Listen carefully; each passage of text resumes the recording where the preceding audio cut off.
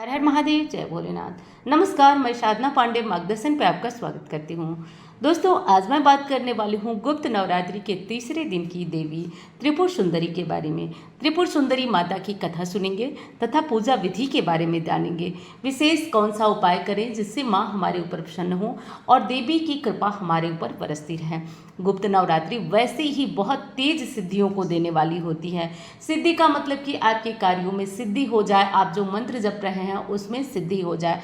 तो ऐसी ही देवी ललिता और त्रिपुर सुंदरी के बारे में जानेंगे। अब आपके मन में आ रहा होगा कि ललिता क्यों कहा? तो देखिए दोस्तों, त्रिपुर सुंदरी को ललिता, राजेश्वरी, कामाक्षी, ललितांबिका के नाम से भी जाना जाता है। और भगवती त्रिपुर सुंदरी को 10 महाविद्याओं में से एक सौम्य कोटि की देवी माना जाता है। माता का यह जो मंदिर है वो त्रिपुरा राज्य के उदयपुर की पहाड़ी पर स्थित है। यह मंदिर जो है भारत के 51 महापीठ, जो शक्तिपीठ बोला जाता है ना, जो देवी सती के जहाँ पे शरीर के टुकड़े गिरे थे उनमें से एक है। और यहाँ पे माता का दायां पैर गिरा था। माँ भगवती त्रिपुर सुंदरी को और उनके साथ विराजमान भैरव को त्रिपुरेश के नाम से जाना जाता है। तो ये था देवी के मंदिर का रहस्य। अब चलिए अब आगे जान लेते हैं देवी का कथा और इनसे जुड़ी हुई कुछ विशेष बातें। अब दोस्तों, एक विशेष चीज़ आपको और बता देती हूँ कि देवी की पूजा कैसे होती है, क्योंकि सबसे पहले हम देवी की पूजा करेंगे और उन्हें प्रसन्न करेंगे। देखिए दोस्तों, आज के दिन आप लाल रंग जरूर धारण करिए और देवी की पूजा करने से भी ज़्यादा ज़रूरी है महादेव की पूजा करना।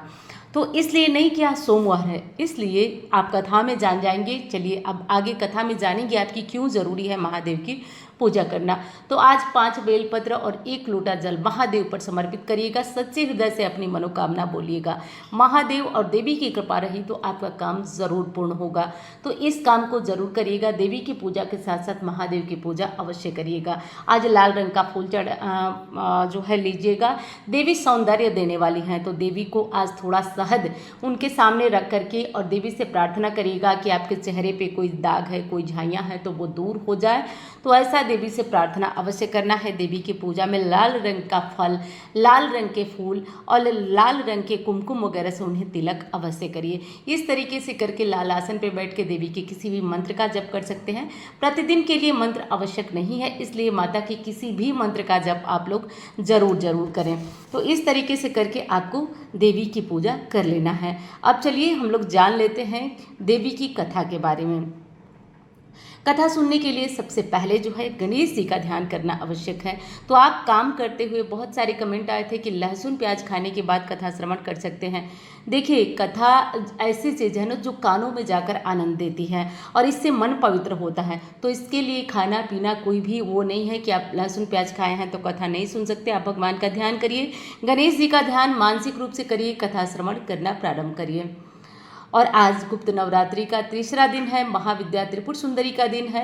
देवी त्रिपुर सुंदरी अनुपम सौंदर्य और भक्तों को अभय प्रदान करती हैं। यौवन युक्त और तीनों लोकों में विराजमान हैं। उन्हें कई नामों से जाना जाता है। इन्हें राजेश्वरी, बाला, ललिता, मीनाक्षी, कामाक्षी, शताक्षी, कामेश्वरी कहा जाता है। अपनी सुंदरता और मनमोहकता से देवासुर संग्राम में इन्होंने असुरों को अपने वश में कर लिया था। कहते हैं कि त्रिपुर सुंदरी की साधना करने वाले भक्तों को लौकिक और पारलौकिक शक्तियां प्राप्त हो जाती हैं। देवी पुराण में माता की बहुत सारी शक्तियों के बारे में बात की गई है। ये सिर्फ तंत्र साधना के लिए ही नहीं बल्कि सुंदर रूप के लिए भी विख्यात है। तो आइए दोस्तों, अब सुन लेते हैं माँ की यह पौराणिक कथा। देवी त्रिपुर सुंदरी की शांत मुद्रा में लेटे हुए सदाशिव की नाभि से निर्गत कमल आसन पर विराजमान है।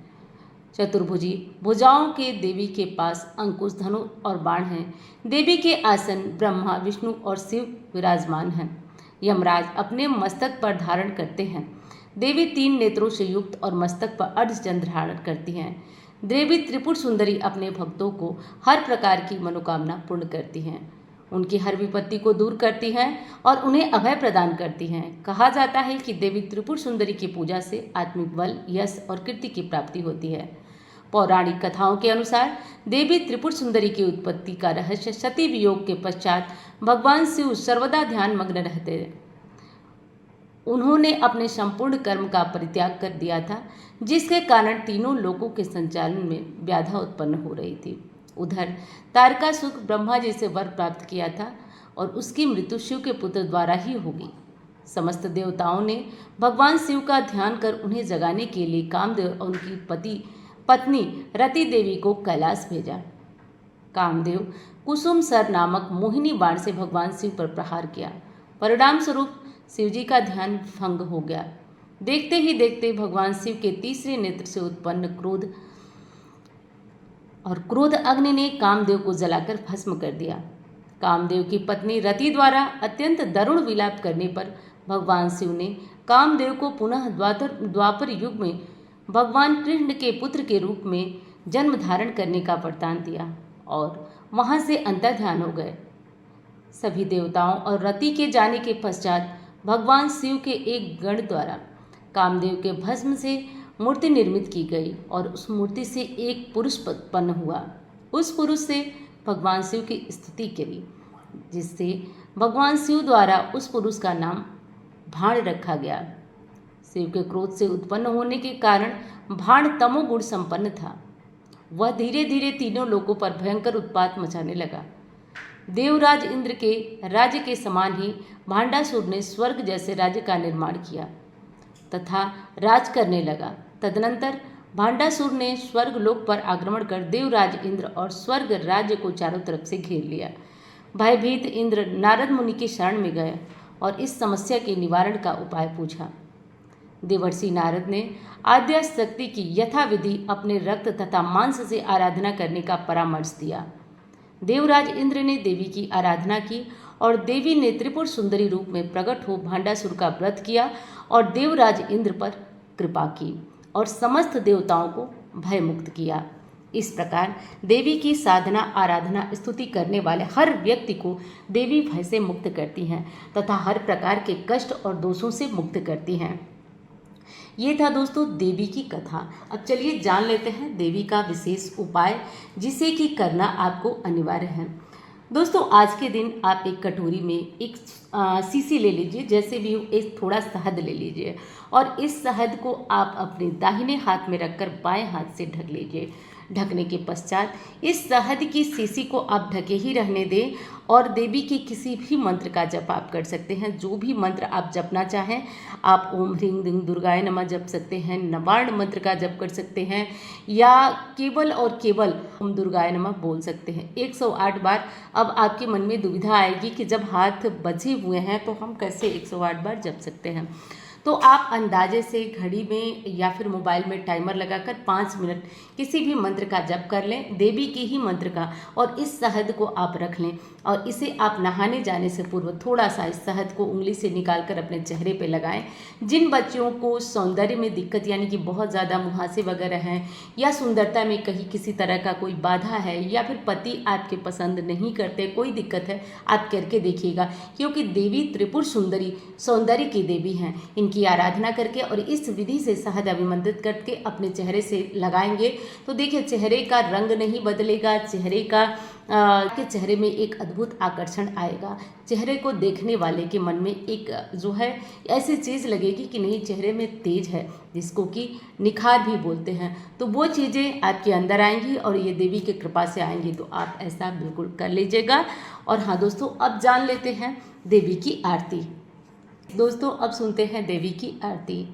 जय शरणम वरणम नमो नमः, श्री मातेश्वरी जय त्रिपुरेश्वरी, राजेश्वरी जय नमो नमः, करुणामय शकल अघहारिणी अमृत वर्षिणी नमो नमः, जय शरणम वरणम नमो नमः, श्री मातेश्वरी जय त्रिपुरेश्वरी, अशुभ विनाशिनी सब सुखदायिनी, खलदल नाशिनी नमो नमः, भंडासुर वधकारिणी जय नमो नमः, करुणा कलिते नमो नमः, जय शरणम वरणम नमो नमः, श्री मातेश्वरी जय त्रिपुरेश्वरी, भव भय हारिणी कष्ट निवारिणी, शरणम गतिदो नमो नमः, शिव भामिनी साधक मन हारिणी, आदि शक्ति जय नमो नमः, जय शरणम वरणम नमो नमः, श्री मातेश्वरी जय त्रिपुरेश्वरी, जय त्रिपुर सुंदरी नमो नमः, श्री राजेश्वरी जय नमो नमः, जय ललितेश्वरी जय नमो नमः, जय अमृत वर्षिणी नमो नमः, जय करुणा कलिते नमो नमः, श्री मातेश्वरी जय नमो नमः।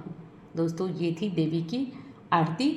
और इसके साथ साथ दोस्तों जो मैंने उपाय बताया वो अवश्य करिएगा। यदि आप अपने अंदर आकर्षण लाना चाहते हैं, एक अद्भुत आकर्षण देखना चाहते हैं, इस उपाय को ज़रूर करिएगा। आगे भी इस तरह की कथाएं और उपाय के साथ मैं आपकी साथ प्रस्तुत होती रहूँगी। तो उम्मीद करती हूँ जानकारी आपको पसंद आएगी। अगर मुझसे कुंडली दिखाना चाहते हैं, बनवाना चाहते हैं तो केवल और केवल यही नंबर है, तो संपर्क करना हो तो यही करिएगा। कमेंट बॉक्स में किसी भी तरह का नंबर हो उस पर विश्वास न करिएगा, क्योंकि वो नंबर जो है वो फेक हो सकता है। तो चलिए दोस्तों, वीडियो पसंद आए तो लाइक कर दीजिएगा और चैनल को सब्सक्राइब करिएगा। मैं मिलती हूँ अन्य वीडियो में। धन्यवाद। हर हर महादेव।